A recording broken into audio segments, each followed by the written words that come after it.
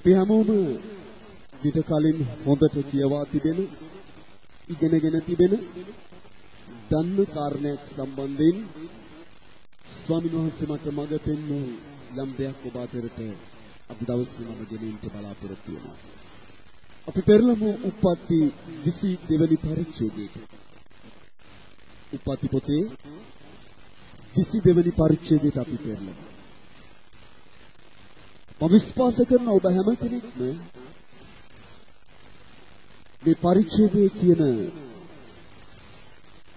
කාරණේ නැත්තම් සිදුවීම හොඳට කියවා තිබෙන, හොඳට අධ්‍යයනය කර තිබෙන, ඒ වගේම මේ බොහෝ දේශනා සා තිබෙන වෙනස්ගේ දරුවන්ව සිටිනවා. මම මේ පරිච්ඡේදය කියවන්න යන්නේ නැහැ. මේ පරිච්ඡේදයේ මාතෘකාව වී තිබෙනවා ඊසාක් පූජා කරනු ලැබීම.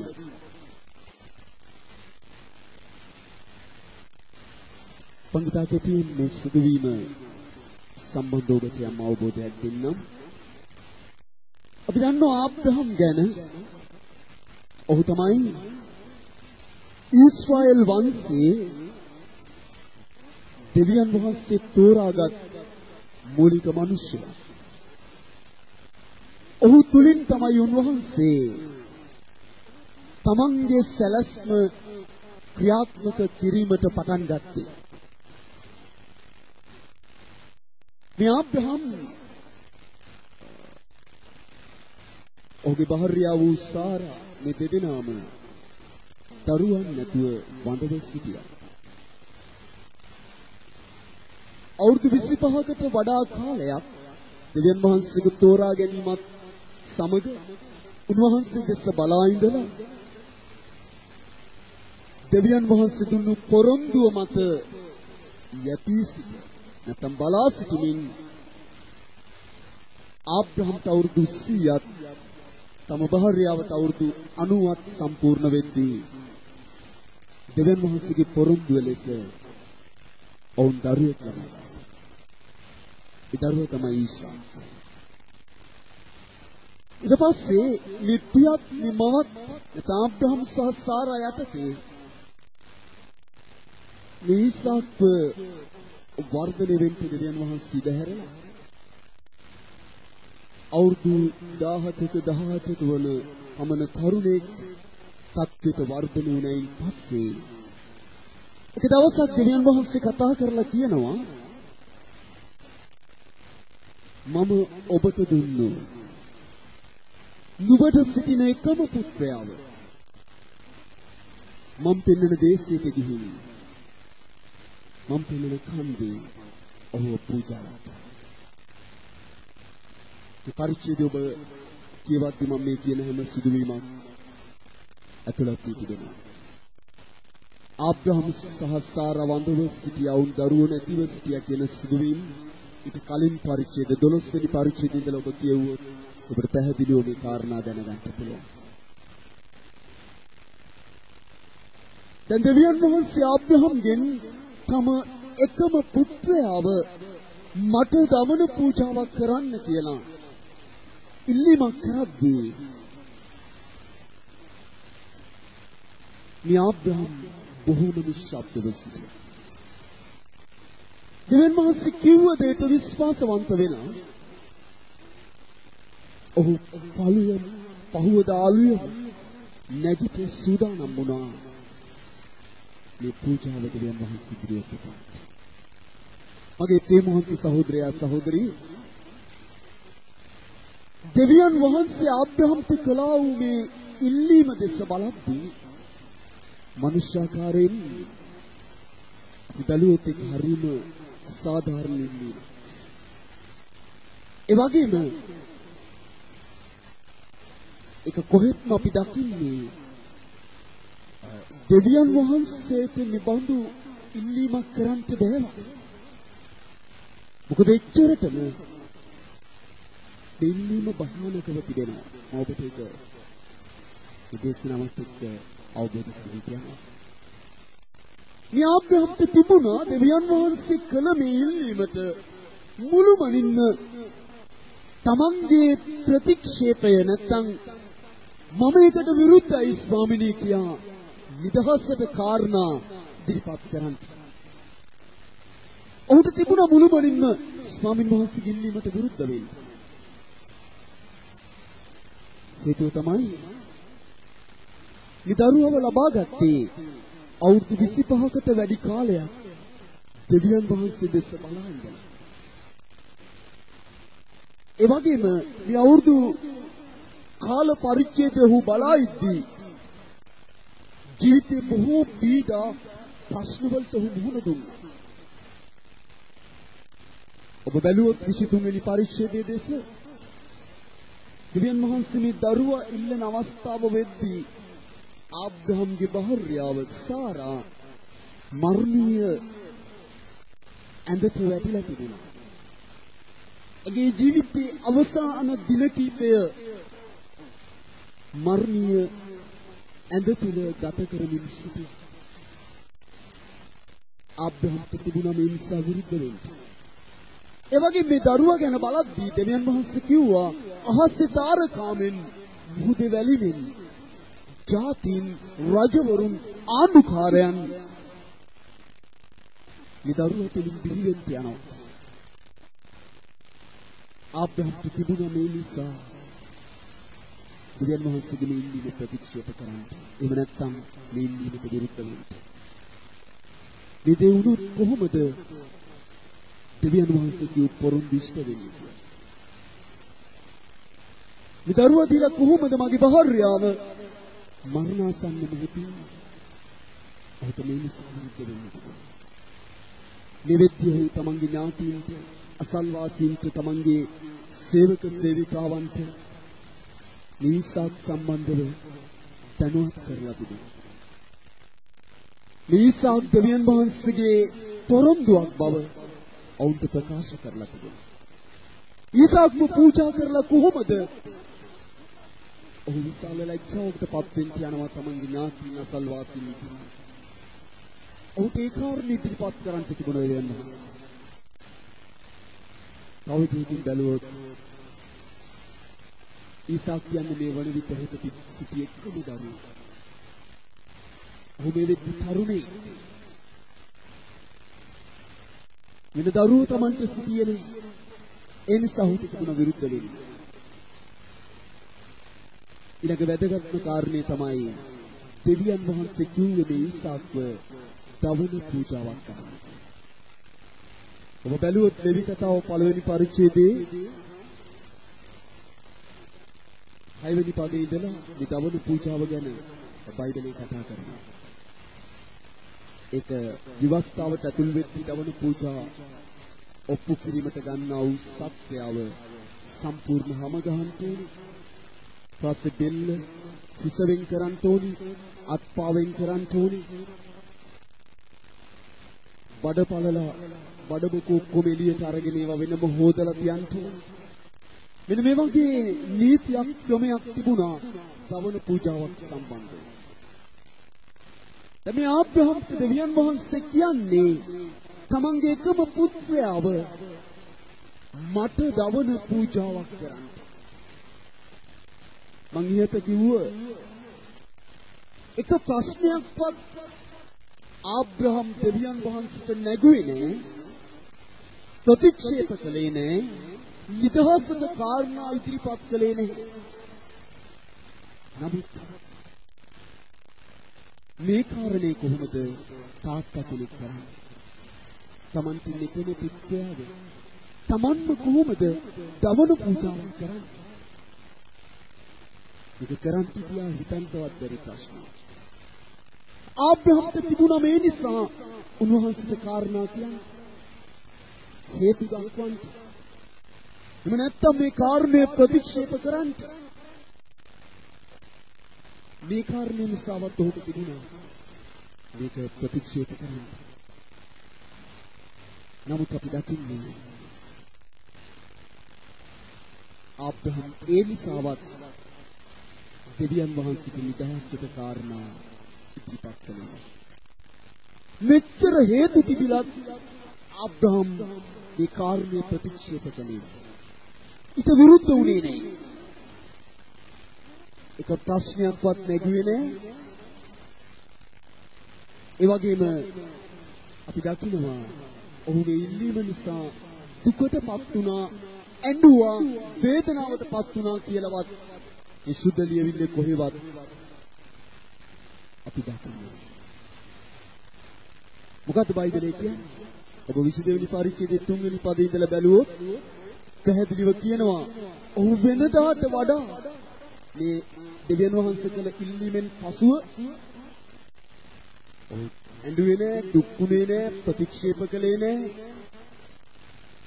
දෙවියන් වහන්සේ කිව්ව ආකාරයෙන්ම උන්වහන්සේ කිව්ව දේ Taman තුලට බාරගත්තා. පහුවෙන්ද වෙනදටත් වඩා අලුයමින් නැගිට්ටා. කොටලුවෙකු සූදානම් කරගත්තා. තමන්ගේ සේවකයන් අතරින් තරුණියන් දෙදෙනෙක්ව සූදානම් කරගත්තා. තමන්ගේ පුතාව සූදානම් කරගත්තා. දර පළලා සූදානම් කරගත්තා. දින 3ක් තිස්සේ දෙවියන් වහන්සේ කිව් දේශයට ගමන් කළා.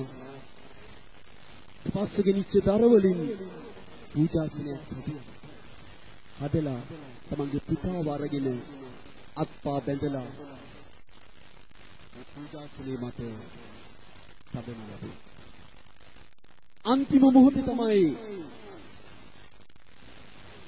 දෙවියන් වහන්සේ තමන්ගේ දූතයෝ කියන්නේ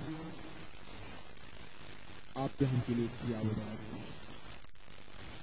ඔහු පුතාව බැඳලා පූජාසනේ මත තියලා තමන්ගේ පිහි අරගෙන පුතාව මරලා කිලිතියලා තවන පූජාවක් කොට ඔප්පු කරන්නේ තමන්ගේ පිහි අතට ගද්දී අපි දකිනවා දෙවියන් වහන්සේ තමන්ගේ දූතෙක් ලවා ආබ්‍රහම් කරන්ට ගිය මේ පියාව වරක්වන. ස්නේහවන්ත සහෝදරයා සහෝදරී කෙනෙක්ට සිතන්න පුළුවන්ද තාත්තා කෙනෙකුට මේ ආකාරයෙන් මෙවැනි දෙයක් කරන්න පුළුවන්ද? ඔබ පොඩ්ඩක් හිතන්න. ඔබට පුළුවන්ද ඔබට මෙවැනි අවස්ථාවක් ජීවිතේ උදා වුණොත් දෙවියන් වහන්සේ මෙවැනි ඉල්ලීමක් ඔබෙන් කළොත් ඔබට පුළුවන්ද දෙවියන් වහන්සේට නිබඳ කාර්යයක් සම්බන්ධව මේ ආබ්‍රහම් වගේ ප්‍රතිචාරය දක්වන මිනිසෙක් වෙන්න? ඔබේ මනසින් පොඩ්ඩක් හිතන්න. ආබ්‍රහම් සිටියේ කෙන පුත්‍රයා. ඊසාක් පොරොන්දුවේ දරුවා. මෙවෙද්දී සාරා මර්මිය ලෙඩැඳි. නිවන කල ඊසාක් ගැන සියලු ඥාතීන් දැනස්. නිවගේ ආබ්‍රහම්ට හිතන්න බොහෝ දේවල් තිබුණා. ඒතෝ ඒක දෙයක් ගැනවත් සිතුවේ නෑ. විකාරණය නිසා දුක්ුනේ නෑ.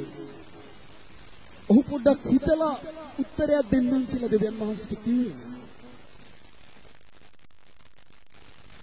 පහුවෙන්ද වෙනදටත් වඩා අලුයම නැගිටින මේ පූජාව ඔප්පු කරන්න හැමදේම සූදානම් කරගෙන දවස් 3ක් තිස්සේ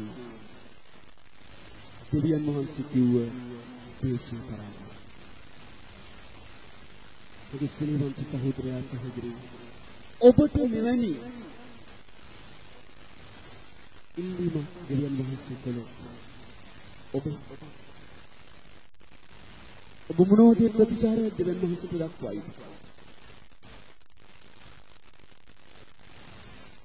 සමහර විට ඔබ අඬලා හැදිලා බැලපිලා පොළොවේ පස් කාලා සමහරට සභාවෙන් යයි දෙවියන් වහන්සේවත් අත්හැරී මට නම් මෙහෙම දෙයක් කරන්න බෑ. අද අපි සභාවේ දිනවතුන්ට අපි දකිනවා පොඩි දෙයක් වෙන්න බෑ. තමන් කරන සේවයත් අතහැරලා දානවා. සමහර ලාවට සභාවත් අතහරිනවා. දෙවියන් වහන්සේවත් අතහරින තත්ත්වයන් වල සමහර ඇදිලිවතුන් සභාවෙ ඉන්නවා. එහෙම තත්ත්වයක ඉන්න කිතුණුවන් කෙසේ මේ වගේ දෙවියන් වහන්සේ කරන ඉල්ලීමක් සම්පූර්ණ කරන්න බෑ. දෙමොන්ත සහෝදරයා සහෝදරි දෙවියන් වහන්සේගේ ඉල්ලීම දැස්ස බලපුවාම හරියට පේනවා මේක දෙවියන් වහන්සේගේ කැමැත්තට එකඟ නැති දෙයක් වගේ. බයිබලයේ කවදාවත් කොයිම තැනකවත් මිනිස්සු පූජා කිරීමක් ගැන දෙවියන් වහන්සේ ඉල්ලීමක් කරලා නැහැ. ඉතින් මේක මිනිස්සෙක් බාරයක් වෙලා අනවශ්‍ය විදිහට තමන්ගේ දුව පූජාවක් කරපු අවස්ථාවක් ගැන බයිබලයේ තියෙනවා. ඒ ඇරෙන්න බයිබලයේ කොයිම තැනකවත් නැහැ. දෙවියන් වහන්සේ කතා කරලා කියනවා මට මේ ආකාරයෙන් මිනිස්සු පූජාවක් ගෙනෙන්න කියලා. එනිසා බැලු බැල්මට මේ ඉල්ලීම හරියට දෙවියන් වහන්සේගේ කැමැත්තට එකඟ නෑ වගේ තමයි තියෙන්නේ. නමුත් ආබ්‍රහම් තේරුම් ගත්තා තමන්ට කතා කළේ දෙවියන් වහන්සේ. දෙමොන්ත සහෝදරයා සහෝදරී අපි බලන්න යන්නේ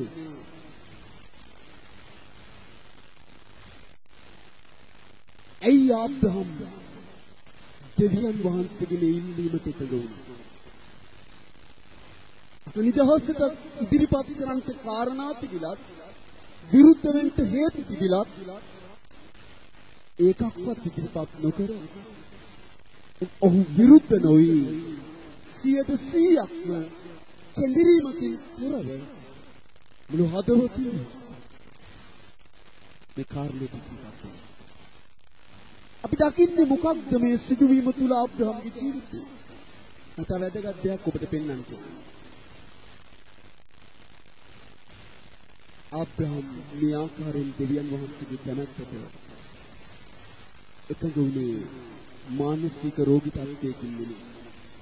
මේක අහපු ගමන්ම මානසික වැටිච්ච අප්සෙට් එකකින් නෙමෙයි. ඒ වගේම ඔහු ඇතුළාන්තයේ දුක වේදනාවක් නැතුව නෙමෙයි.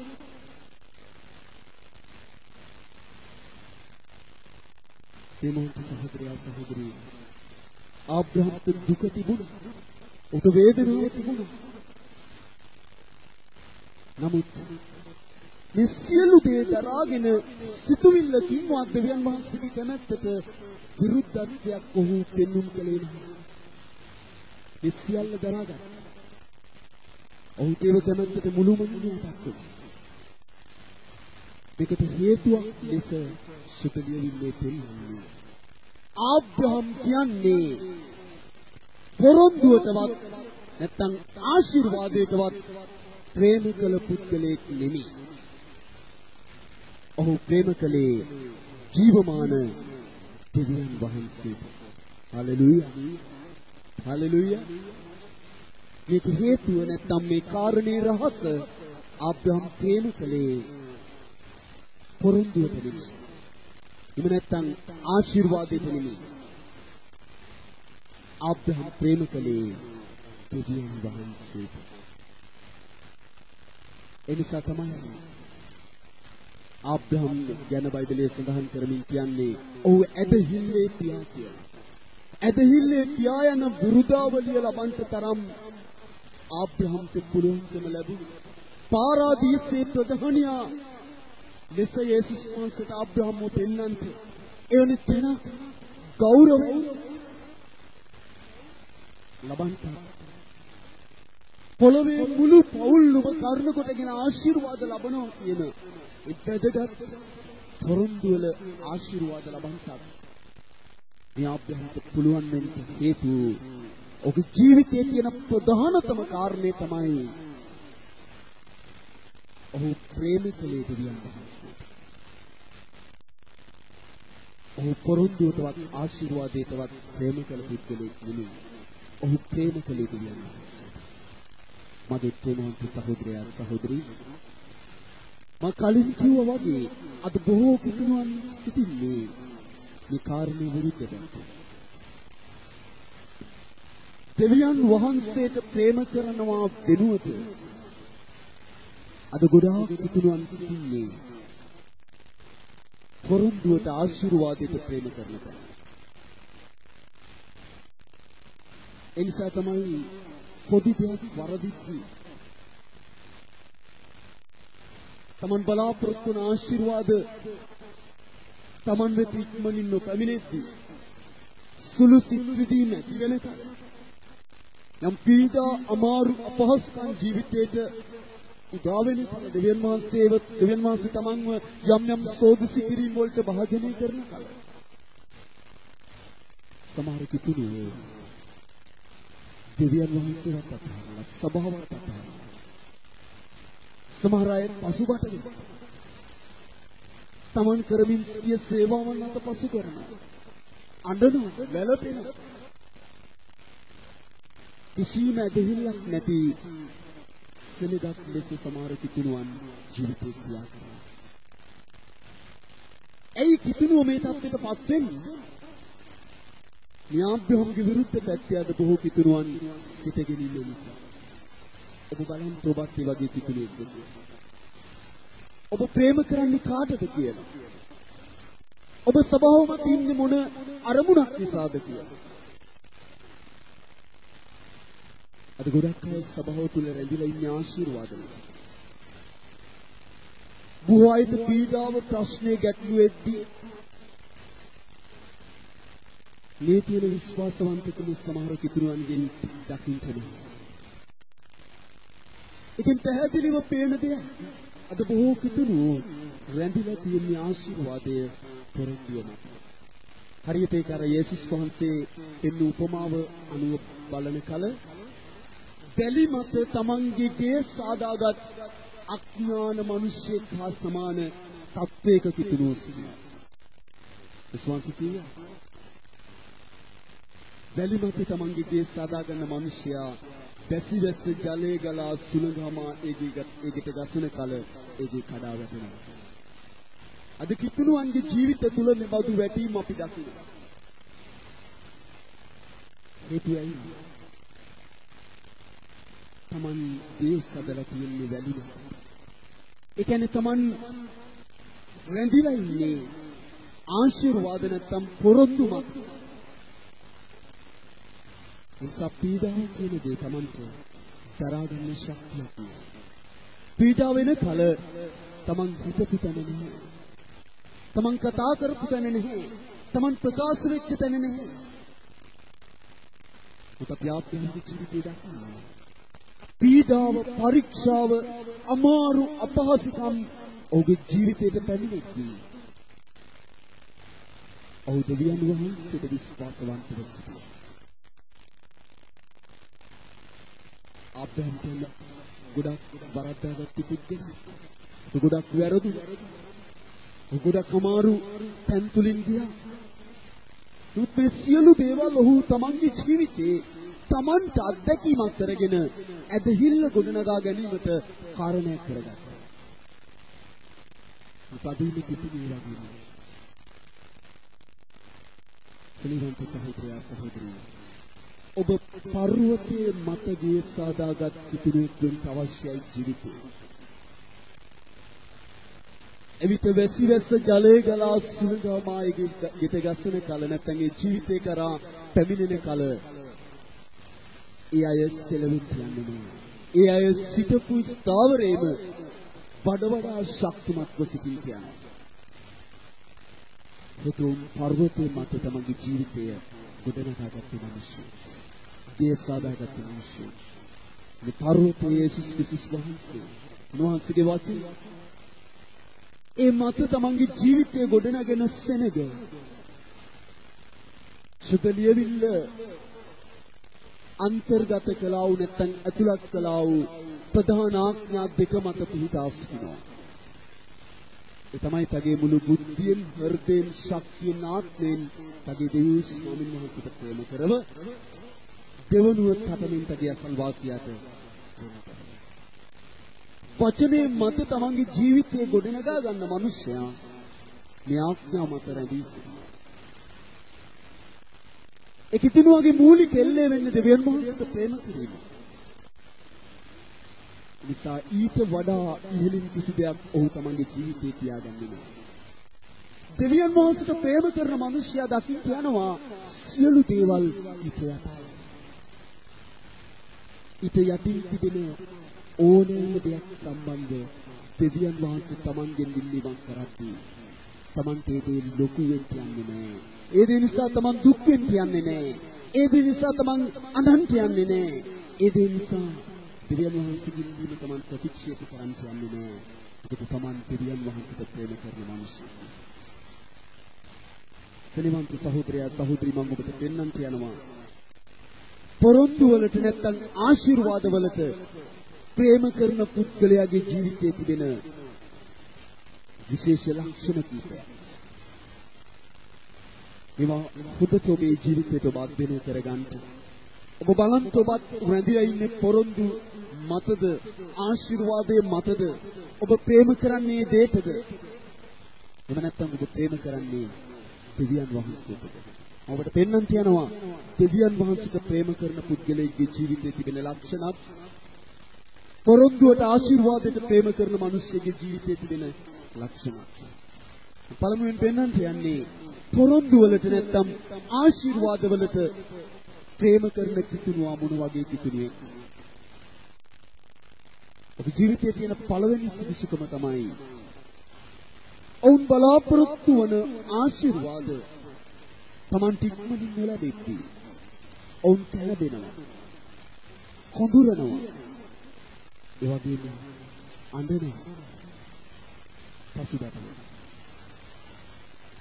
ඔබට මෙවැනි කිතුණු හම්බ වෙනවා.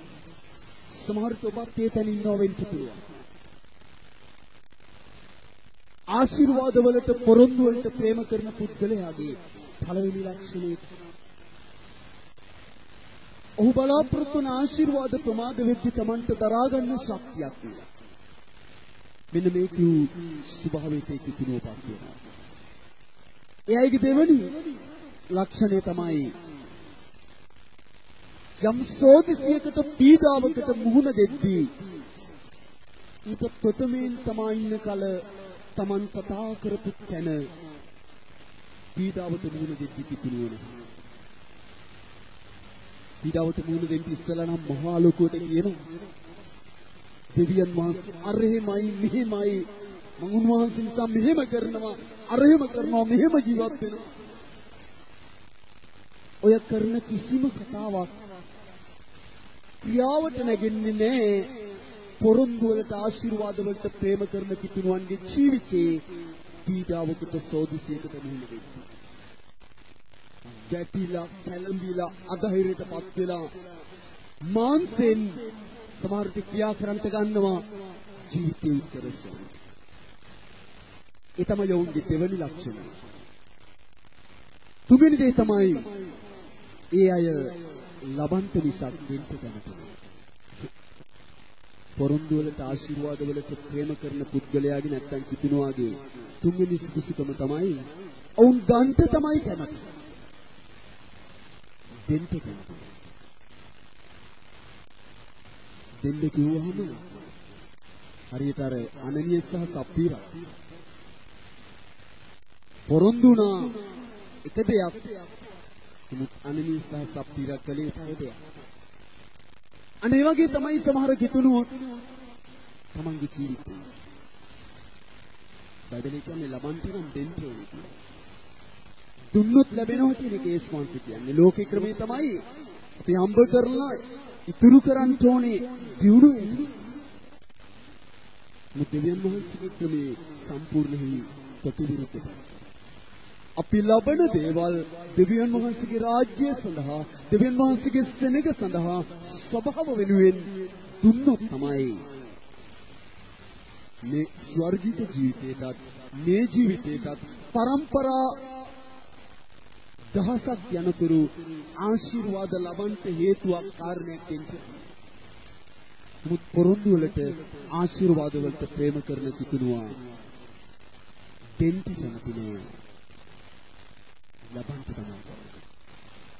න්‍යායික තියෙන හතරවෙනි ලක්ෂණය තමයි කොයි වෙලෙත් අනිත් අයට ඉහළින් ඉන්න නිතර උත්සාහ කරනවා. ගෞරවය ගැන සොයනවා. යටත් වෙන්න කැමති නෑ. තමන්ගේ සහෝදරයා සහෝදරීව ඔසවන්න කැමති නේ?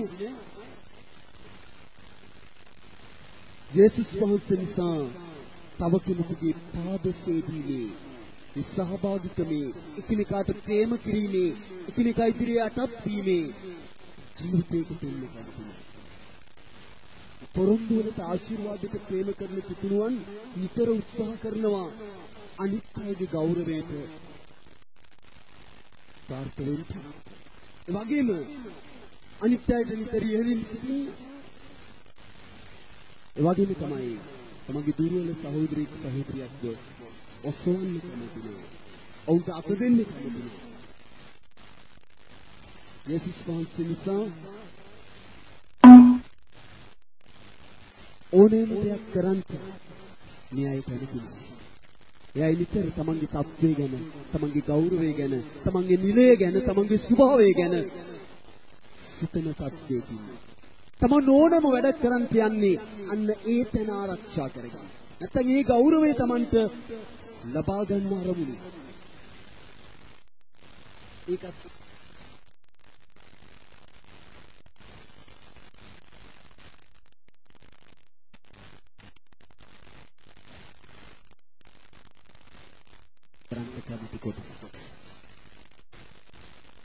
ඒ අයගේ තවත් පිටා වැදගත් සුදුසුකමක් තමයි ඒක. තමන්ගේ ඇහි තියෙන පරාල මුත් කොයි වෙලෙත් ඇඟිල්ල දික් කරනවා තමන් ඉදිරියේ ඉන්න සහෝදරයාගේ සහෝදරියගේ රොඩ්ඩා. ප්‍රේමවන්ත සහෝදරයා සහෝදරිය. මේ පොරොන්දු වලට ආශිර්වාද වලට ප්‍රේම කරන පුද්ගලයාගේ සුදුසුකමක් තමයි ඒක. බලන්න ඔබත් මේ තැන දින්නේ. කොයි වෙලෙත් අනුන්ගේ වැරදි සොයන, අඩුපාඩුකම් සොයන, දුර්වලකම් බලමින් ඒවා විවේචනය කරන ස්වභාවයක් ඔබ තුල තියෙනවා නම් ඔබ දෙවියන් වහන්සේට මුළු හදවතින්, මුළු බුද්ධියෙන්, ආත්මෙන්, ශක්තියෙන් උන්වහන්සේට ප්‍රේම කරන තැනනේ. ඔබ උන්වහන්සේට එසේ ප්‍රේම කරනවා නම් ඔබ හා සමානවම තිබෙන දෙවනි ආඥාව වූ සතමින් අසල්වාසියට ප්‍රේම කරන තැන ඉන්නවා. ප්‍රේමය උන්වහන්සේ කතා කළේ අගාපේ කියන වචනයෙන්.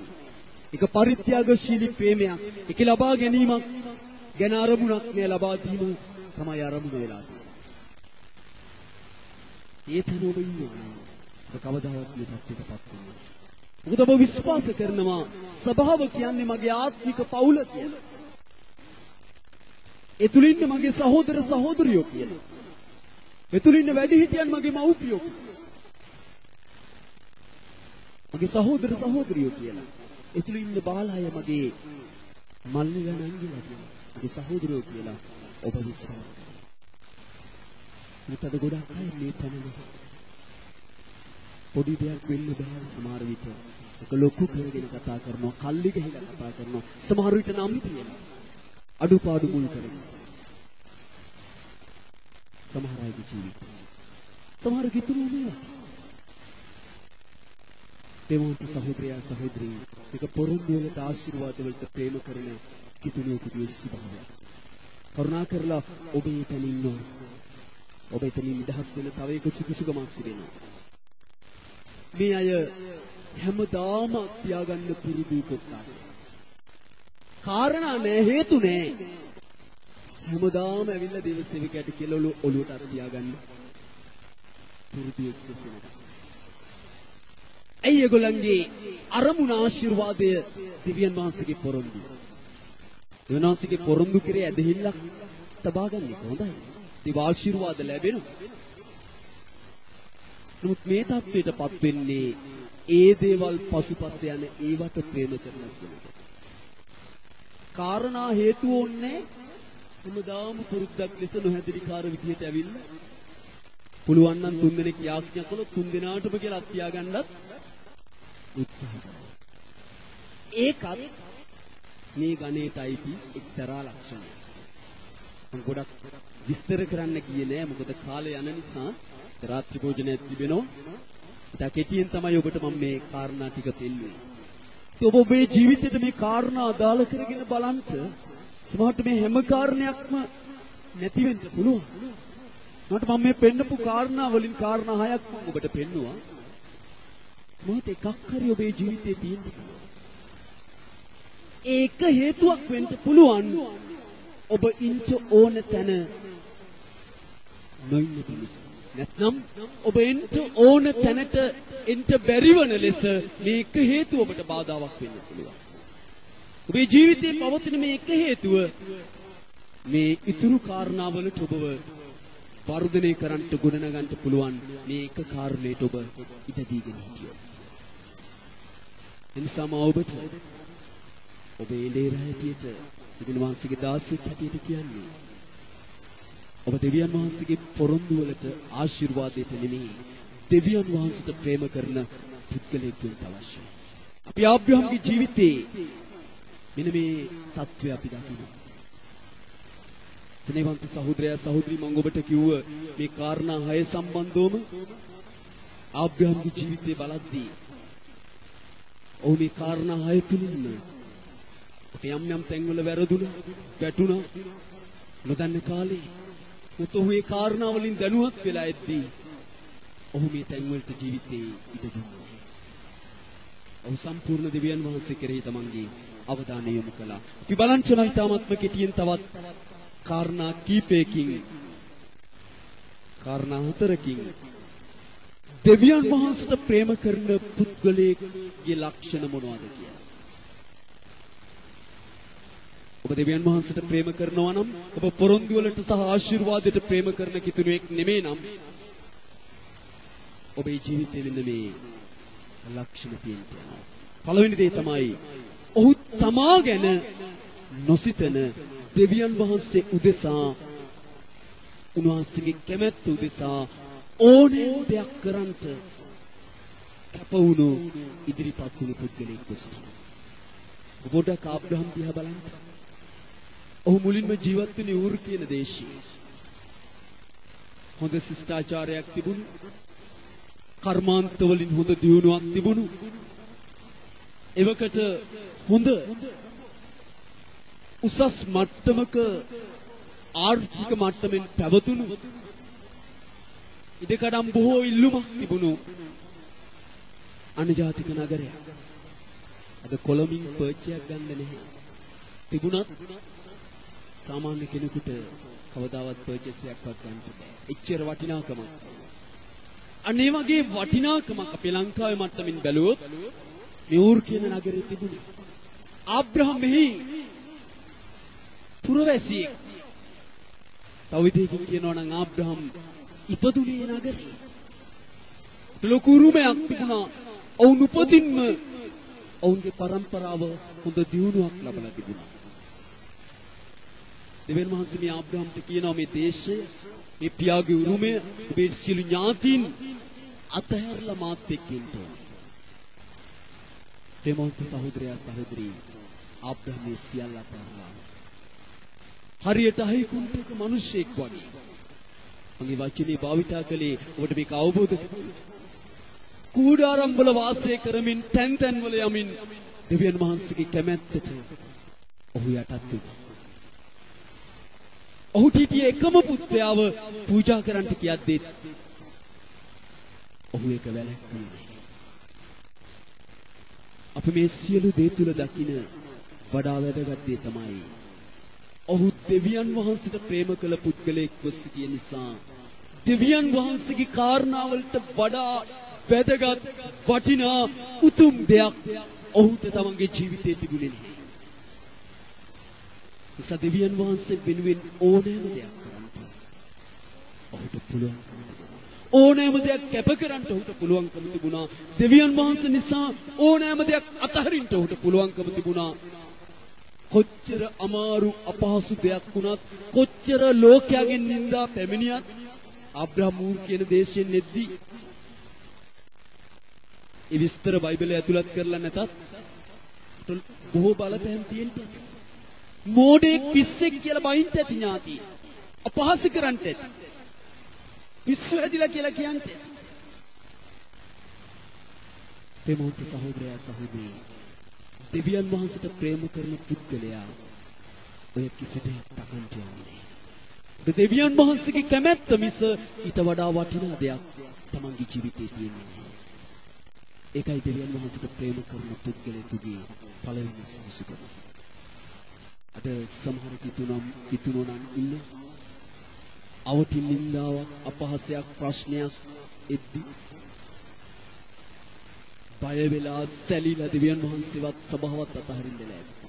මට මතකයි මම ලැබපු අත්දැකීම වත්තල සේවය කරද්දි මම එක ගේකට ගියා. එයා හොඳ ඇදහිලි වුණා. මම හිතන් හිටියේ එහෙම. මම හිතන්නේ ගිහිල්ලා ගහවතාවකට වඩා යාඥා කරලා ඇවිල්ලා කියනවා විසිටින් යද්දි සමහර ගෝර ඇස්වීම් පවත්වලා තිබෙන. එක දවසක් යද්දි මම ඇතුළට අරගෙන ඒ සහෝදරයා සහෝදරී එළියට ඇවිල්ලා වටපිටාව බලලා දොරවල් ජනෙල් ඔක්කොම වහලා පාස්ටර් අප හිමින් යාඥා කරනවා. මෙන්දට අපි හයිය යාඥා කළේ නේ. නමුත් එදා මට කිව්වා අපි හිමින් යාඥා කරනවා. මං හිතුවේ ලොකු ප්‍රශ්නයක් පාස්ටර් කියලා මහත්තයා නෝනා දිහා බලනවා නෝනා මහත්තයා දිහා බලනවා මේක කියා ගන්න බැරුව. මොකක් කියන්නේ? ඒ කිට්ටුව තමයි කතෝලික සභාව තියෙන්නේ. ඒ කතෝලික සභාවේ ෆාදර් මේ පවුලට විරුද්ධව දේශනාවකදී කියපු කාරණයක් වුන්ට ආරංචි වෙලා ඔවුන් මේ කාරණේ නිසා තමයි කියන්නේ අපි හිමින් යාඥා කරමු. දොරවල් ජනෙල් ඔක්කොම වැව්වේ ඒකයි. අවටට නොපෙනෙන්න තවත් ආරංචි ෆාදර් ළඟට නොයන්න. මෙහෙම අත්දැකීම් නම් ගොඩක් තියෙනවා. මේ විදිහටම නෙමෙයි තවත් වෙන විදිහට කිතුණුවන්ගේ ජීවිතේ පය, මිනිස්සු ප්‍රසන්න කිරීමේ ස්වභාවය, මිනිස්යන් සතුටු කරන්න තියෙන ආශාව පිළිඹු කරන බොහෝ දේවල් ජීවිතයේ අත්දැකලා තියෙනවා. එයි මේ தත්ත්වයටපත් වෙන්නේ දෙවියන් වහන්සේට මුළු සිතින්, මුළු අදින්, ආත්මෙන්, ශක්තියෙන්, බුද්ධියෙන් ප්‍රේම කරන තැනක කිතුණුවා නැති. ප්‍රේමවන්ත සහෝදරයා සහෝදරී පළවෙනි දේ තමයි ඔහු දෙවියන් වහන්සේ නිසා ඕනම දෙයක් කරන්ට සූදානම් මිනිසෙක් සිටිනවා. දෙවෙනි දේ තමයි දෙවියන් වහන්සේට ප්‍රේම කරන මිනිසෙක්ගේ ජීවිතයේ දකින දෙවෙනි ලක්ෂණය තමයි ඔහුට හොඳ ඇදහිල්ලක් තියෙනවා. බලන්න ආබ්‍රහම්ගේ ජීවිතේ ඔහුට හොඳ ඇදහිල්ලක්, දුරදැක්මක්, ඒ වගේම දෙවියන් වහන්සේ පිළිබඳ හොඳ අවබෝධයක්. ඔහු ඇදහිල්ලෙන් කරන ප්‍රකාශ දෙකක් මේ උප්පත්ති 22 වෙනි පරිච්ඡේදයේ කියනවා. පළවෙනි දේ තමයි 5 වෙනි පදයේ කියනවා. ආබ්‍රහම් අර පූජාව පවත්වන්නට යද්දී ඒ දේශයට යනකම් තමන්ගේ සේවකින් අතරින් තරුණ දෙන්නෙක් එක්කන් ගියා. ඔවුන්ව කන්දට ගෙනියන්නේ නැතුව කන්ද පාමුල නවත්තලා ඔවුන්ට කියනවා ආබ්‍රහම් තමන්ගේ තරුණයන්ට කතා කොට කොටුවා සමග නුඹලා මෙහි සිටපල්ලා. ළමයාත් මමත් අතනට ගොස් নমස්කාර කොට නුඹලා වෙතට නැවතෙන්නේ නොයි කීවේය. දැන් යන්නේ ආබ්‍රහම් සැබවින්ම පුතාව පූජා කරන්න. ඔහු දන්නවා තමා විතරයි නැවතෙන්න යන්නේ. මුත ඔහු කියන අපි নমස්කාර කරලා නැවත එන්න යනවා. ඔහුට ලොකු ඇදහිල්ලක් තිබුණා. හේබ්‍රෝ පොතේදී කියනවා ළමයා මැරුණත් මලවුන් අතරින් හරි දෙවියන් වහන්සේ පුත්‍රයාව තමන්ට දෙන බව ඔහුට ඇදහිල්ලක් තිබුණා. දකින්නවා 8 වෙනි පදේ ඔහු ඇදහිල්ලෙන් කතා කරන ලද දෙවනි වාක්‍යය සඳහන්ව තිබෙනවා. 7 වෙනි පදේ අපි දකින්න ඊසාක් අහනවා කෝ පියාණනි පූජාවට බැටළුවේ. ආබ්‍රහම් කියනවා මාගේ පුත්‍රය දෙවියන් වහන්සේම දවන පූජාවක් පිණිස බැටළුවා සපයා ගන්නවා ඇතයි කීවේ. හලෙලූයා. ඔහු කියනවා දෙවියන් වහන්සේක සම්පූර්ණ කරගන්න යනවා. මේ ඇදහිල්ලෙන් කළ ප්‍රකාශ දෙකම ඉෂ්ට වුණා. දෙවියන් වහන්සේට নমස්කාර කරලා දෙන්නට වෙන්න පුළුවන්කම ලැබුණා. පූජාව පිණිස බැටළුවෙක් දෙවියන් වහන්සේම සපයලා දුන්නා. සෙනෙහවන්ත සහෝදරයා සහෝදරී පොරොන්දුවට ආශිර්වාදයට ප්‍රේම නොකරන දෙවියන් වහන්සේට ප්‍රේම කරන පුද්ගලයා කියන්නේ හොඳ ඇදහිල්ලක් තියෙන පුද්ගලයෙක්. අපි පෙන්නපු උපමාවේ හැටියට ඔහු පර්වතයේ මත තමන්ගේ ගිය සාදාගත් මිනිසෙක්. වැසි වැස්සට ජලය ගැලුවට සුළඟ හැමුවට ඔහු දන්නවා මේක දෙකින්වත් මට හානියක් වෙන්න යන්නේ නැහැ කියලා. සුදෝ පෞල්තුමා කියන ආකාරයට ඔහු කියනවා මේක දෙකින්වත් දෙවියන් වහන්සේ මාත් අතර තියෙන ඒ දෙවියන් වහන්සේගේ ප්‍රේමයෙන් මාව වෙන් කරන්නට නොහැකි බව කොහොමද දන්නවා කියන්නේ? ඒකාන්තයෙන්ම දනිමි. හalleluya. ඇයි ඔහු එහෙම කියන්නේ? ඔහු දන්නවා ජේසුස් ක්‍රිස්තුස් වහන්සේගේ ඒ ප්‍රේම කිරීම කාරණ කොටගෙන Taman අතිශයින් ජයගත් පුද්ගලෙක් වෙස්තුනා. මේ සත්‍යතාවය ආබ්‍රහම් අදහපු තේරුම් ගත්ත පුද්ගලෙක් වෙස්තුනා. මගේ ප්‍රේමවන්ත සහෝදරයා සහෝදරී, දෙවියන් වහන්සේට ප්‍රේම කරන පුද්ගලෙක් මේ ස්වභාවයට ගොඩනැගුණු කෙනෙක්. උතෝද ඇදහිල්ලක් තිබෙනවා. ඔහු හැම දෙයක්ම බලන්නේ ඇදහිල්ලෙන්. ඕනෑම දෙයක් අහන්නේ ඔහු ඇදහිල්ලක් ඇතුව. මිනිස්සු කියන ඕනම දෙයක් උන් තේරුම් ගන්න යන්නේ මේ ඇදහිල්ල කියන කාරණේ ඇතුළට යොමු කරනවා. මොකද බයිබලයේ කියන ඇදහිල්ල නොවු සියල්ල පාපයක් කියලා. දෙවියන් වහන්සේට ප්‍රේම කරන පුද්ගලයා හැමදේම තමගේ ජීවිතයට අදාළ කරගන්න යන්නේ ඇදහිල්ලට අනුව. ඒක තමයි දෙවෙනි සුදුසුකම. තුන්වෙනි එක තමයි දෙවියන් වහන්සේට ප්‍රේම කරන මිනිසෙක් තුළ දෙවියන් වහන්සේත් එක්ක හොඳ සම්බන්ධතාවයක් තියෙනවා. ඒ සම්බන්ධතාවය නිසා ඔහු දන්නා උන්වහන්සේ කවුද? උන්වහන්සේගේ ස්වභාවය මොන වගේද? කියලාත් ඒ වගේම ඒ පුද්ගලයා හොඳට තමන්ගේ දෙවියන් වහන්සේගේ හඬ අඳුනනවා. මේ ආබ්‍රහම්ට තිබුණ දෙවියන් වහන්සේක එවැනි සම්බන්ධතාවයක්. ඒ වගේම ආබ්‍රහම් දැන සිටිය දෙවියන් වහන්සේ කවුද කියලා. උන්වහන්සේගේ ස්වභාවය මොන වගේද කියලා ඔහු දැන සිටියා. ඒ නිසා දෙවියන් වහන්සේගේ හඬ ඔහු හොඳට හඳුනනවා. දෙවියන් වහන්සේ පුත්‍රයාව පූජා කරන්නට කියද්දී මිනිස්සු පූජා කිරීමේ ක්‍රමයක් ඒවකට තිබුණෙත් නැහැ, පසුව තිබුණෙත් නැහැ. ආබ්‍රහම් මේ මහලා තිබුණෙත් නැහැ. උට එකෙල්ල හිතන්න තිබුණා මේක දෙවියන් වහන්සේගේ එළිදරව්වක් නෙමෙයි, යක්ෂයාගේ දෙයක් කියලා. මුත්තහු එහෙම හිතුවේ නැහැ, කලඹුනේ නැහැ. නැවත විමසන්න ගියේ නැහැ. හේතුව දෙවියන් වහන්සේත් එක්ක ඔහුගේ තිබිච්ච හොඳ සම්බන්ධතාවය, උන්වහන්සේ කවුද, උන්වහන්සේගේ ස්වභාවය මොන වගේද කියලා දැන සිටියා විතරක් නෙමේ, උන්වහන්සේගේ හඬ ඔහු හොඳට හඳුනගෙන සිටියා. ඒක දෙවියන් වහන්සේට ප්‍රේම කරන මිනිස්සුගේ තුන්වෙනි ලක්ෂණය. හිතනොන් වශයෙන් අපි ඔය තැනට එන්න ඕන. අද අපිට ගොඩක් ප්‍රශ්න තියෙන්නේ. අද අපිට ගොඩක් ගැටලු තියෙන්නේ. අපිට බොහෝ දේවල් තේරුම් ගන්නට බැරි වෙලා තියෙනවා. අපි නිතර අධෛර්යයට, කලකිරීමට, පීඩාවටපත් වෙන්නේ. පොඩි දේවල් ඉදිරියේ අපි විශාල වශයෙන් ආත්මිකව වැටෙන්නේ. ජීවිතේ පැමිණෙන දේවල් වලට අපිට ශක්තිමත්ව මුහුණ දෙන්න බැරි වෙලා තියෙන්නේ. අපිට නෑ දෙවියන් වහන්සේත් එක්ක හොඳ සම්බන්ධතාවයක්. රෝම 3 වෙනි පරිච්ඡේදයේ 6 වෙනි පරිච්ඡේදයේ 3 වෙනි පදේ කියන එක මේ බයිබලයේ නෑ. ඒ පරිවර්තනය හරියටම නව අනුවාදයේ තිබෙනවා නියම ග්‍රීක පරිවර්තනය. එතන කියනවා ක්‍රිස්තුස් වහන්සේගේ මරණය තුළට බෞතිස්මය කරනු ලැබූ අපි උන්වහන්සේත් එක්ක ඒකාබද්ධ කරනු ලැබුවා. මොකක්ද ඒකාබද්ධ වෙන්නේ? ඒක හරියට පුරුෂයෙක් සහ ස්ත්‍රියක් එක මාංශයක් බවට පත් වෙනවා කිව්වා හා සමාන අදහසක් ඇති කාරණය. අපි දන්නවා සාර්ථක පෞල් ජීවිතයක් සඳහා පුරුෂයෙක් සහ ස්ත්‍රියක් කාරණා තුනකින් ඒකාබද්ධ වෙන්න ඕනේ. ඒ තමයි යෝන් මාංශයෙන් ඒකාබද්ධ වෙන්න ඕනේ. ඒ ලිංගිකත්වය ප්‍රාණයෙන් ඒකාබද්ධ වෙන්න ඕනේ. ඒ කියන්නේ ඔන්ට ඒක අරමුණක්, ඒක එල්ලයක් තුලට පෞල් ජීවිතේ එන්න ඕනේ. පසුබිම් දෙකකින් පැමිණියත් ඒ වගේම උන් ආත්මයෙන් ඒකාබද්ධ වෙන්න ඕනේ. ඔවුන් දෙදෙනාම දෙවියන් වහන්සේට নমස්කාර කරන පවුලක් වෙන්න ඕනේ. මේ කාරණා තුනෙන් මේකාබද්ධ වෙද්දී ඔවුන්ගේ පෞල් ජීවිතේ සාර්ථක වෙන්න යනවා.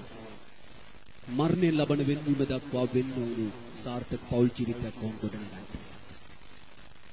ඒ වගේ එවැනි ඒකාබද්ධ වීමක් ගැන සුදෝ පෞල් තුමා සුදාත් වහන්සේ මගින් කතා කරලා කියනවා. කායිකද යේසුස් වහන්සේත් එක්ක. හැම කිතුණුවෙක්ම යේසුස් වහන්සේත් එක්ක ඒකාබද්ධකමට එන්න ඕනේ. ඒක පුරුෂයෙක් ස්ත්‍රියක් අතර ශාරීරිකව වන ආකාර ක්‍රියාවක් නෙමෙයි. ඒක ආත්මිකව තමන් සහ යේසුස් වහන්සේ අතර ඇතිවෙනා වූ සම්බන්ධතාවය. ඒකත් කාරණා හයක් යටතේ සිද්ධ වෙනවා. අපි ඒ ගැන කතා කරන්න යන්නේ නැහැ. ඒක මම බෞද්ධිස්මේදී ඔබට අවබෝධ කරලා දීලා තිබෙනවා. බෞද්ධිස්මේ ලද හැම කෙනෙක්ම මේ පාඩම ඉගෙනගෙන තිබෙනවා. ඒක වෙන පාඩම. කෙසේ වුණත් එවැනි ඒකාබද්ධ වීමේ සම්බන්ධතාවයක් ක්‍රිස්තුස් වහන්සේ සහ අපි අතර තියෙනවා. පුරුෂයෙක් සහ ස්ත්‍රියක් අතර රහසක් නෑ. ඔවුන් විවාහක නම් ඔවුන් දෙදෙනා තවදුරටත් දෙන්නෙක් නෙමෙයි එක්කෙනෙක් කියලා බයිබලයේ කියනවා. ඒ වගේ ක්‍රිස්තුස් වහන්සේත් එක්ක ඒකාබද්ධ ජීවිතයකට එද්දී ක්‍රිස්තුස් වහන්සේ මා තුලත් මා ක්‍රිස්තුස් වහන්සේ තුලත් ජීවත් වෙනවා. එනිසා යේසුස් වහන්සේ ගෝලයින්ට කිව්වේ මාව දකින්න තැනැත්තේ මගේ පියාණන් වහන්සේව දකින්න. ක්‍රිස්තුස් වහන්සේ තමන් ක්‍රිස්තුස් වහන්සේ තුල ජීවත් වෙද්දී තමන් තුලින් සෙනග ක්‍රිස්තුස් වහන්සේව දකින්න. ඒක තමයි නියම ඒකාබද්ධ ජීවිතය.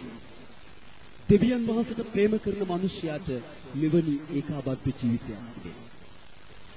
හලෙලූයා. අපි හතරවෙනි කාරණේ බලන්න යනවා.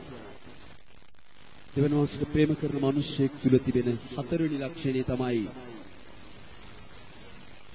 පීඩා තුලද තමන්ට වරදින අවස්ථා තුලද නොඇති ඒ අත්දැකීමක් කරගෙන දේව කැමැත්ත උදෙසා දෙවියන් වහන්සේගේ ගෞරවය වෙනුවෙන් ජීවත් වෙනවා. අපි මේ ආකාරයෙන් දෙවියන් වහන්සේට ප්‍රේම කරද්දී අපිට පීඩා, කරදර, ප්‍රශ්න, පරීක්ෂා නෙවෙයි. සමහර තැන්වලදී සුළු වැටීම් අපේ ජීවිතයේ සිදු වෙන්නත් පුළුවන්. ආබ්‍රහම්ගේ ජීවිතේ එහෙම වුණා. ඔහු කානාන් දේශයට ගිහින් ඇතිවෙච්ච සාගතය නිසා මිස්රයට යන්න පිටත් වීමෙන් ඔහු භයානක දුර්විපාක 7කට ජීවිතේ මුහුණ දුන්නා. තාම භයානක දේවල් වල. නමුත් ඔහු මේකක්වත් තමන්ගේ වැටීමට හේතුවක් කරගත්තේ නෑ. දෙවියන් වහන්සේත් එක්ක තියෙන සම්බන්ධතාවය නැති කරගන්න හේතුවක් කරගත්තේ නෑ. මේ හැම දේ තුලම දෙවියන් වහන්සේ උදෙසා විශ්වාසවන්ත ජීවිතයක් ගත කරන්ට දෙවියන් වහන්සේගේ ගෞරවය උදෙසා ජීවත් වෙන්නට මේ හැම දෙයක්ම ඔහු ජීවිතේ අත්දැකීමක් කරගෙන තමන් බැටුණු තැන් වලින් නිතර නැගිට්ටා. ඒක තමයි දෙවියන් වහන්සේට ප්‍රේම කරන කිතුණුවෙක් තුල තිබෙන හතරවෙනි සුදුසුකම. මගේ ප්‍රේමවන්ත සහෝදරයා සහෝදරී, ඔබ පොඩ්ඩක් ඔබ දෙස හැරිලා බලන්න. ඔබ ගැන ඔබ කල්පනා කරලා බලන්න. ඔබ ඉන්නේ දෙවියන් වහන්සේට ප්‍රේම කරන ස්වභාවයකද? නැත්නම් උන්වහන්සේගේ පොරොන්දුවට ආශිර්වාදයට ප්‍රේම කරන ස්වභාවයකද? ඔබ කොතනද ඉන්නේ? මම එක දෙයක් පැහැදිලිව ඔබට කියන්න යනවා. දෙවියන් වහන්සේට ප්‍රේම නොකරන පොරොන්දු වලට ආශිර්වාද වලට ප්‍රේම කරමින් ඒ දෙස බලා එන හැම කිතුණුවෙක්ම සෝදිසි පීඩා පරීක්ෂා මැද්දේ වැටි යනවා. දෙවියන් වහන්සේට ප්‍රේම කරන අය පමණක් දෙවියන් වහන්සේ තුල රැඳී සිටිනවා. මතක තියාගන්න, යේසුස් වහන්සේගේ පැමිණීම සම්බන්ධ උන්වහන්සේ කතා කරමින් කියනවා, මා පොළොවට එන්නේ ඇදහිල්ල ඇති මිනිස්සයෝ සොයාගෙන කියලා. ඒකයි උන්වහන්සේ යන්නේ පොළොවට මා එද්දී මට ඇදහිල්ලක් සම්භව වෙනවා. ඇයි ඇදහිල්ලක් ඇති මිනිස්සයෝ සොයාගෙන ඉන්නේ? දන්නෝ ඇදහිල්ල ඇති වෙන්නේ දෙවියන් වහන්සේගේ වචනේ ඇසීමෙන්. ඇදහිල්ල වර්ධනය වෙන්නේ වචනය තුල තමන් විශ්වාසවන්තව ජීවත් වීමෙන්. තමන් වචනයට විශ්වාසවන්තව ජීවත් වෙනවා කියන්නේ තමන් ආරක්ෂා කරන්න යන්නේ මා ඔබට ප්‍රථම කිව්ව ඒ ප්‍රධාන පණක් දෙක. ඔබ ඇදහිල්ලෙන් ජීවත් වෙනවා කියන්නේ දෙවියන් වහන්සේගේ කැමැත්ත උදෙසා ජීවත් වෙනවා. දෙවියන් වහන්සේට ප්‍රේම කරන මිනිසෙක්ව අසල්වාසීන්ට ප්‍රේම කරන මිනිස්සෙක්ව ජීවත් වෙනවා කියන්නේ. ඒ බඳුන් තමයි යේසුස් ක්‍රිස්තුස් වහන්සේ සොයාගෙන යන්නේ. තමන්ගේ කැමැත්ත කරන සෙනග තමයි උන්වහන්සේ සෝන්ත බලාගෙන මේ ලෝකෙට එන්නේ. සෝබ දෙවියන් වහන්සේට ප්‍රේම කරන තැනැත්තියක්ව කටයුතු නොකළොත්, මේ තැනට ඔබේ ජීවිත පරිවර්තනය කර නොගත්තොත්, මේ තැනට ඔබ ගොඩ නොනැගුණොත්, ඔබ ඔබේම කාරණා මත පමණක් යැපෙමින්, ඒවට පමණක් ප්‍රේම කරමින්, ආශිර්වාදයේ දෙස පමණක් බලාගෙන යන කිතුණෙක් වුණොත් ඔබේ පැමිණීමට යන්නේ. එනිසා මගේ ප්‍රේමවන්ත සහෝදරයා සහෝදරී, දෙවියන් වහන්සේ ඔබ කැඳවීමේ අරමුණ තමයි සදාකාල ජීවනයේ උරුමකාරී කරන්නේ. සදාකාල ජීවනය ඔබට අත්කර දෙන්න තමයි යේසුස් වහන්සේ ඔබ ගෙනියන්නට එන්නේ. ඒ පැමිණීම තාසන්නව තිබෙනවා, අපි ගැන ඉගෙනගෙන තිබෙනවා. මේ සම්බන්ධ වැදගත් දේශනාවකට ඉදිරි දිනවල අපි සහභාගී වෙනවා. මගේ ස්නේහවන්ත සහෝදරයා සහෝදරී, ඔබ දෙවියන් වහන්සේට ප්‍රේම කරන්නා වූ කෙනෙක් වීමට ජීවිතේ පරිවර්තනය වෙන්න. අපි දැනගසන්ට යන අපි ඉන්නා වූ ස්ථානවල අපි අසුව වචනේ ගැන මොහොතක් දෙවියන් වහන්සේගේ අභිමුඛයේ මෙනෙහි කරලා ඒ කාරණා අපේ ජීවිතයට අදාළ කරගනිමින් උන්වහන්සේ ඉදිරියේ යාඥා කරන්නට. ඔබ ඔබේ ඇස් දෙක මොහොතකට පියාගෙන ඔබේ හිස්තනම දෙවිදුන් අභිමුඛයේ දෙයක් දැක නිශ්චලව ගෞරවපූර්වකව සිටින්න. ඔබ මොහොතක් ඔබ ගැන ඔබ වෙතට හැරිලා ඔබ කල්පනා කරලා බලන්න. ඔබ ඉන්නේ කොතනද කියලා. ඔබ ඉන්නේ පර්වතයේ මත. ඔබ ඉන්නේ දෙවියන් වහන්සේට ප්‍රේම කරන මිනිසෙක් ලෙස. ඔබ ඉන්නේ දෙවියන් වහන්සේගේ කැමැත්තට විශ්වාසවන්ත මිනිසෙක් ලෙස. ඔබ බලන්න ඔබේ තැන ඉන්නවද? ඔබ බලන්න ඔබ ඉන්නේ ආශිර්වාදයට, පොරොන්දු වලට ප්‍රේම කරන, ඒ මත ගමන් කරන, වැලි මත තමන්ගේ ජීවිතේ ගොඩනගා ගන්න, තමන්ගේ ආත්මිකයේ ගොඩනගා ගන්න මිනිසෙක් ලෙසද? ඔබට කියෝ වැලි මත තමගේ සදන මිනිසයා වැටි විනාශ වී යනවා. බයිබලයේ කියන උන්ගේ වැටීම බලවත් වෙන්න යනවා කියලා. නමුත් පර්වතේ මත කීස් සදා ගන්න මිනිස්සු සදාකාලිකව ජීවත් වෙනවා. ඒගේ සදාකාලිකව පවතින යනවා. ඒ තුල සදාකාලිකව සුද්ධාත්මයන්ව ජීවත් වෙනවා. අබ්‍රහම්ගේ ජීවිතේ තම පුත්‍රයාව පූජා කිරීමේ, ඒ දේව කැමැත්තට යටත් වීමේ මෙම පරිච්ඡේදය තුළින් අපි දකින්නේ ඔහු දෙවියන් වහන්සේට ප්‍රේම කරන මිනිසෙක් සිටිනවා. සුදෝ පෞල්තුමා කියනවා, දෙවියන් වහන්සේ දැන ගැනීම නම් වූ කාරණේ නිසා මම සියල්ල කුණු කසල මෙන් සලකනවා.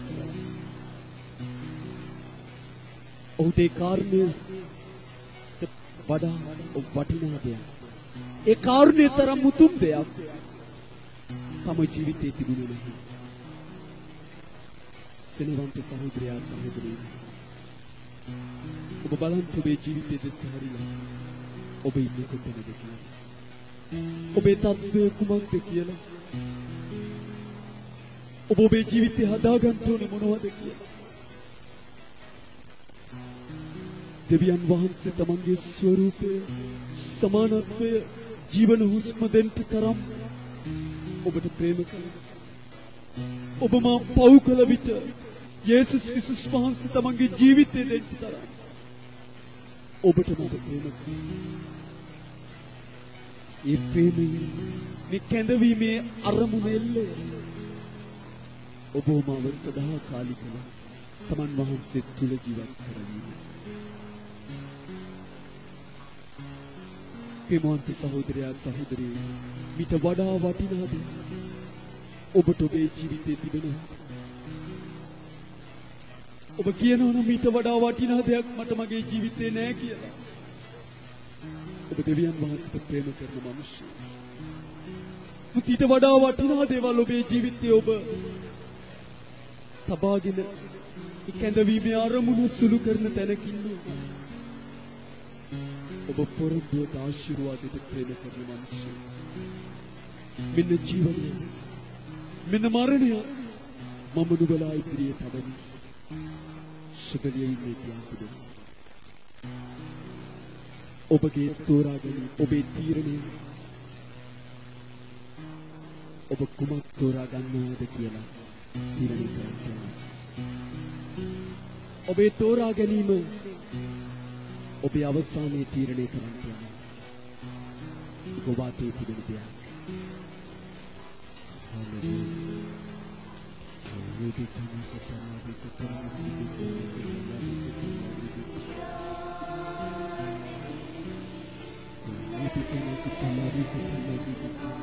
Now